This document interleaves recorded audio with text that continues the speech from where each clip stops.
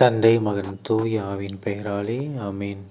லூக்கா எழுதிய சேர்ந்த வாசகம் அதிகாரம் 3 இறை வசனங்கள் 15 முதல் 16 மற்றும் 21 முதல் 22 முடிய. அக்காலத்தில் மக்கள் மீட்பரை எதிர்பார்த்து கொண்டிருந்தார்கள்.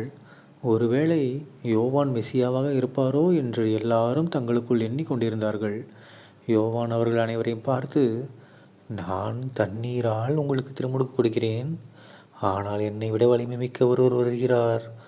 அவருடைய மிதியடி வாரை அவிழ்க்க கூட எனக்கு தகுதி இல்லை.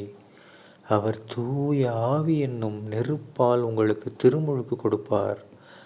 மக்கள் எல்லாரும் திருமுழுக்கு பெறும் வேளையில் இயேசுவும் திருமுழுக்கு பெற்று இறைவனிடம் வேண்டிக் கொண்டிருந்த போது வானம் திறந்தது. தூய ஆவி புறா வடிவில் தோன்றி அவர் மீது இறங்கியது. அப்பொழுது, என் அன்பார்ந்த மகன் நீயே, உன் பொருட்டு நான் பூரிப்படைகிறேன் என்று வானத்திலிருந்து ஒரு குரல் ஒலித்தது. ஆண்டவரின் அருள்வாக்கு. கிறிஸ்துவே உமக்கு புகழ். அன்பார்ந்த சகோதர சகோதரிகளே, இன்று ஆண்டவரின் திருமுழுக்கு பெருவிழா ஜனவரி 12ஆம் தேதி 2025ஆம் வருடம் ஞாயிற்றுக்கிழமை. ஸோ இன்றைய நற்செய்தியில் பாருங்கள், நம்ம திருமுழுக்கு யோவான் யாருக்கு திருமுழுக்கு கொடுக்குறாரு? தன்னுடைய வாழ்நாளில் அவர் பண்ண வேண்டிய முக்கியமான ஒரு விஷயத்த பண்ணுறாரு. யாருக்கு? இயேசு கிறிஸ்துவுக்கு திருமுழுக்கு கொடுக்குறாரு. கணக்குப்படி பார்த்தா இயேசு கிறிஸ்துவுக்கு திருமுழுக்கு கொடுக்க தேவையில்லை, ஏன்னா அவர் ஜென்ம பாவம் இல்லாதவர். பட் இருந்தாலும் அது ஒரு அடையாளம் அப்படின்றதுக்காக.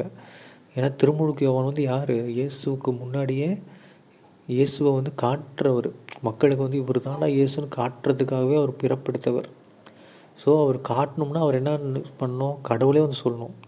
ஸோ இவர் திருமுழுக்கு கொடுக்கும்போது கடவுளின் ஆவியான புறா வடிவில் இறங்கி என் அன்பார்ந்த மகன் இவரேன்னு சொல்கிறாரு. இவரில் நான் பூரிப்படைகிறேன். ஓகேங்களா? அந்த ஒரு வார்த்தையை கேட்கறதுக்காக அவர் வாழ்நாள் பூரா தவம் இருந்தார்.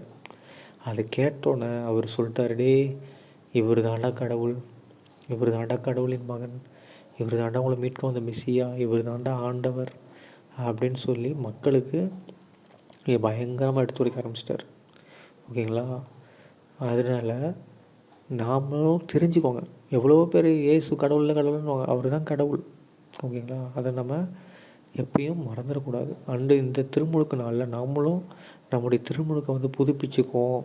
ஓகேங்களா? தட் மீன்ஸ் நம்முடைய பாவங்களிலிருந்து விட்டு விலகி கடவுளோடு ஐக்கியமாவோம், கடவுளின் பிள்ளையாக மாறுவோம்.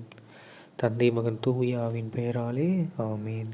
இயேசுவுக்கே புகழ், இயேசுவுக்கே நன்றி, மரியே வாழ்க, இயேசுவின் ரத்தம் ஜெயம், அல்லேலூயா, பிரைஸ் தி லார்ட்.